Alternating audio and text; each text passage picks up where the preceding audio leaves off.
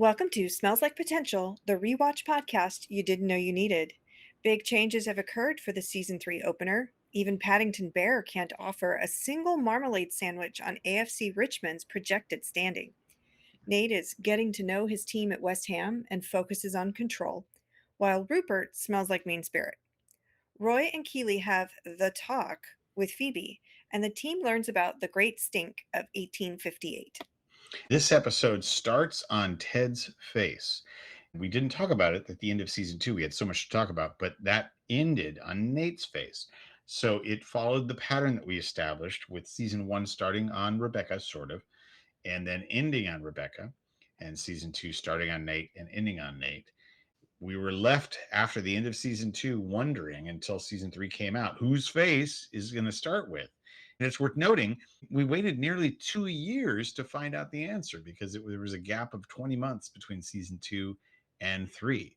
It was a Yet very long 20 months. it was. This episode of our podcast is going to be a little bit heavy on exposition and fan service. So there's a little less about some of the overarching themes and social emotional conversations, but we're going to do our best. So we start with a view of the Richmond coaches, and they're clearly struggling without super genius Nate and his tactical brain.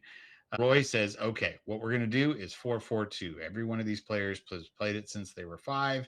They should know what they should do every minute of the game. Ted actually knew what a 4-4-2 was. Yes, thank you, FIFA. He's been playing soccer with his son on a console game. But I don't know that this is the right tack. Their argument is that we're newly promoted, and so we need to be a very, very good, solid team. But I think that this is a weak tactic because as soon as any scout sees you, there are easy defenses against a 4-4-2 and an easy way to take advantage of it. If they are insistent on not being flexible, it's a recipe for failure. Richmond's standings are placed in the 2011th spot. So the team is really down during training. Ted recognizes that they need to face their fears, much in the same way that Henry needed to face his fear about sewers. So he takes the team to the sewer system. I think it's really interesting that the writers in this episode are setting us up for total football. How so? Ted mentions that each player can borrow something from somebody else on the team. So you can borrow Jamie's confidence, or you can borrow Danny's positivity, or you can borrow Richard's knowledge on wines. Total football gives us that be where you need to be, know how to cover everyone, borrow somebody else's knowledge, talent, skill, confidence. So it's a very subtle hint, I believe, to us that 4-4-2 is not going to stay in place. Yeah, he's clearly trying to set them up for flexibility. It got me thinking about this concept of flow, which was pioneered by Mihai Csikszentmihalyi. Flow is the idea of being in a mental state where your challenge and your skill are in perfect alignment. You don't have anxiety and you don't have boredom. And I think everybody has found a state of flow doing a favorite activity where they lose track of time.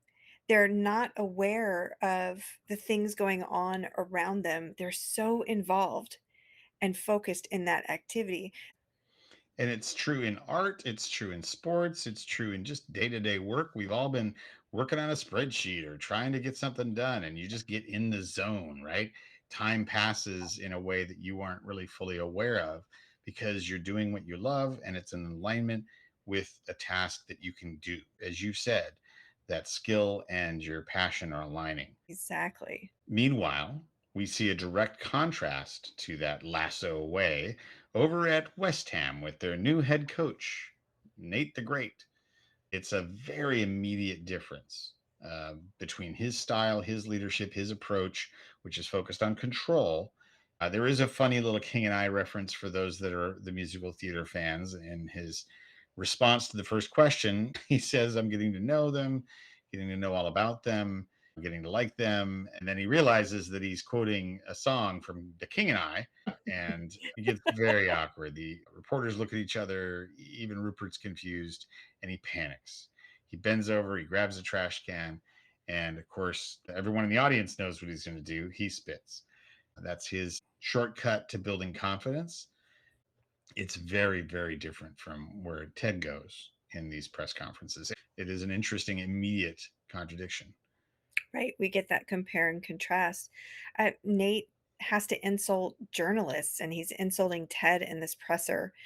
We also got to see that he doesn't acknowledge the staff at all at West Ham, No. whereas Ted knows everybody's name, and he asks about their family and about them. So to not even say hello to somebody on the opposite escalator, I thought was very cold. Yeah. Again, it's about how he imagines someone that's powerful and in control acts. It's not him. You could tell he's still trying to put this character on that he's trying to be. He's also defensive. We see Nate wincing anytime somebody says Wonder Kid, or he yelled at one of his colleagues to get out of his office for saying Wonder Kid, and he keeps trying to correct it, even though it's already out in the media. When journalists have it, it's done. You don't get to correct it. Mm, This idea of trying to control the narrative, he's failing at it. right. And he's known to be this super planner, and yet he has no prepared opening statement at his first presser. That strikes me as very surprising. Because is that a miss? Is he off his game? Why didn't he have something prepared? I don't know that he knew. I think Rupert surprised him. Oh, just like Rebecca surprised Ted. I don't know if it's just another one of Rupert's tactics. Interesting. Well, let's talk about him, the Emperor. I mean, Rupert. By the way, we get a full Star Wars reference just in that throne room. I mean, office that is so mirroring the Return of the Jedi. Luke and Darth Vader are both in that movie. We get to see the Emperor's throne room. Is that window the exact same window from Return of the Jedi? No, it's close though. It certainly is borrowing heavily. With Influenced by. yes, strong influence by. No copyright strikes, please. We know Star Wars is in this universe. They reference it plenty of times. So does Rupert realize what he's doing? Was this something he inherited from the previous owner and he just didn't change? Like, what's the deal? Painted it black? Yeah. Right. Rupert mentions going on vacation with the Sacklers. You want to talk about evil. Hmm. And then just throws away that they're on this yacht, but by law, they have to be 50 miles offshore of St. Bart's. Hey, hold on. What's happening? So, for those that don't know, this was a huge news story and still is, but it broke in the years as they were probably writing season three.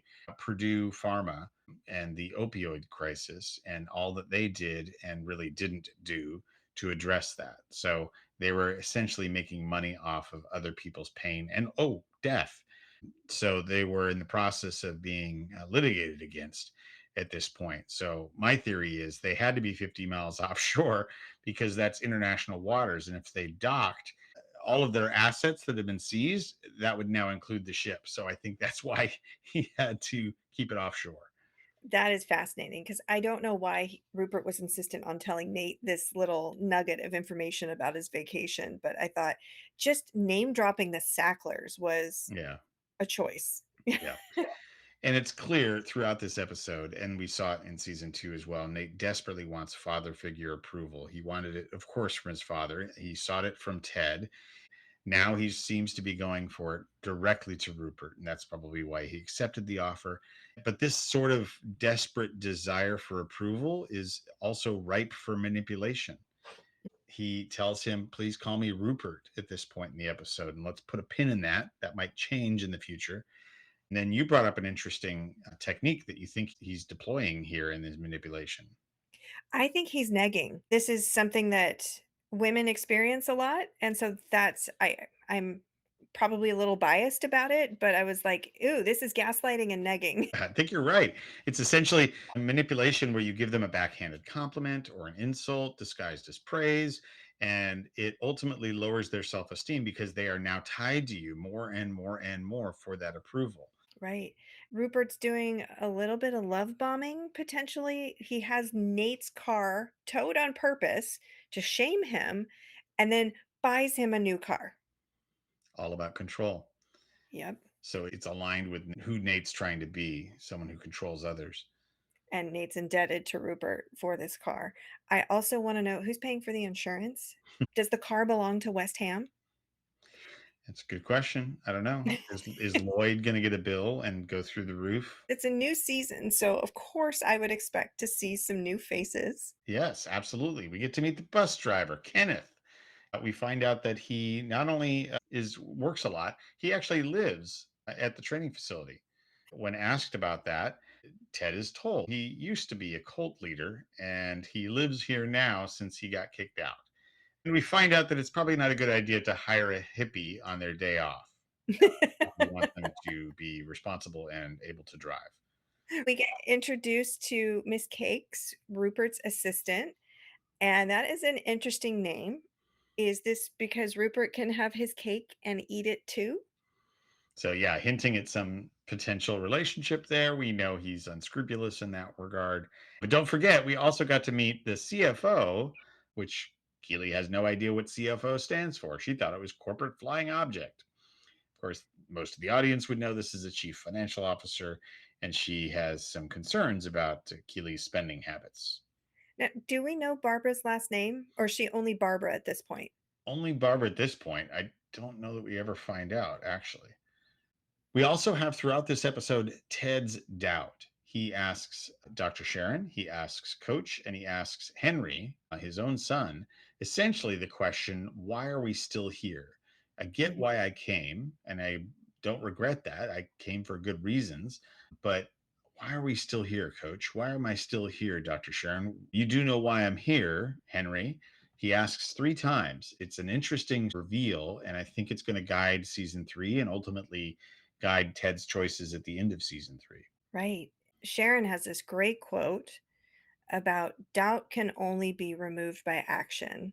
Now, that is actually Goethe, but Sharon says it to Ted right at the beginning of the episode. So we are set up for Ted's doubt Yeah. and a way to handle it through action. She even phrases it in a Tedism, like the man says. She doesn't say Goethe, which is what Ted has done before. So it looks like Henry's optimism might be the counterbalance to Ted's doubt. He gives him a Lego Premier League trophy to put in the Lego set that we see a little later. He gives it to him at the airport, and then he puts it back in the Lego stadium that they had built together. Right. And then Henry insists that Nate is with the team. Yeah. Yeah. You can And still be friends, Dad. you could still be friends.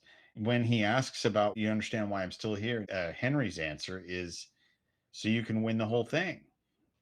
It's interesting that optimism is there. And you could see Ted is lifted by that, but also a little bit disappointed because he knows he's not there about the wins and losses. In fact, when Rebecca brings it up, he kind of forgot that he said that, the winning the whole thing bit. Right. More Um, wisdom from I think, a surprising place, but maybe not so surprising. more wisdom from our friend Phoebe. Roy and Keeley have to have the talk. As a first time audience member several years ago, I assumed the talk was about one topic. It was not about the topic that I assumed. I was devastated. I was like, wait, what? What just happened? Yeah, we sort of saw it at the end of season two, but it didn't seem like it was an unfixable issue.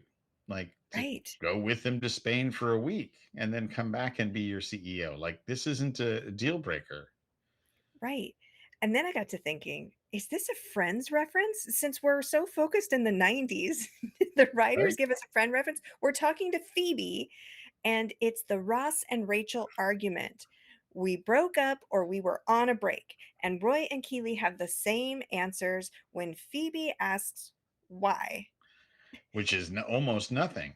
And I think everyone in the audience is asking why. She stumped I'm him. still asking why. Yeah, I think she stumped him. I love the fact that they used the same answers that Ross and Rachel used. They each had a different perspective on the breakup, like we broke up or we were on a break. two very different things. Phoebe calls it out, says those are different things. She's so smart. I was reading an article a couple years back about Phoebe and how the costume designers dressed her in that moment. And they intentionally put her headband off center because they wanted us to remember that Phoebe is a child.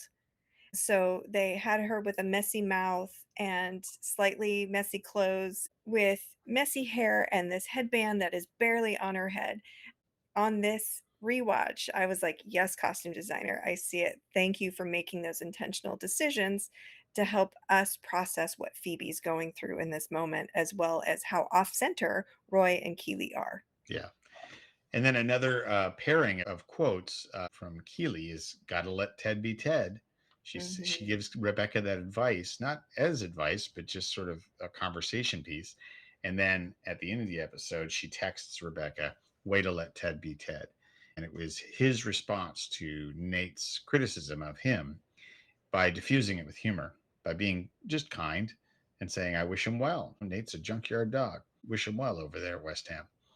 What was your favorite personal Ted insult? That he gives himself. Oh, it's got to be. Look at this mustache. Looks like I'm Ned Flanders cosplaying as Ned Flanders. That's the best. I was cracking up so hard at that one. I think that is also my favorite self-insult. Yeah, yeah. It's hilarious. So I'm glad we align on that. Were there any books referenced in this episode? The one book, it's a beauty.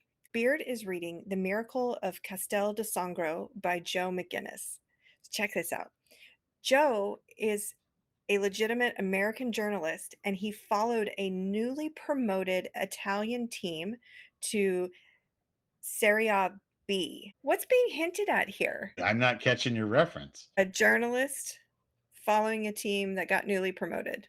Oh, is this Mr. Trent Krim, Independent? We will see. Okay, yeah, I did not catch that. Wow, even when you dropped the hint. Thanks for tuning in, and we'll catch you tomorrow for our reaction to season 3, episode 2. I Don't Want to Go to Chelsea, named after an Elvis Costello song, of course. Really? Yeah, I did not know this. so there's more Elvis.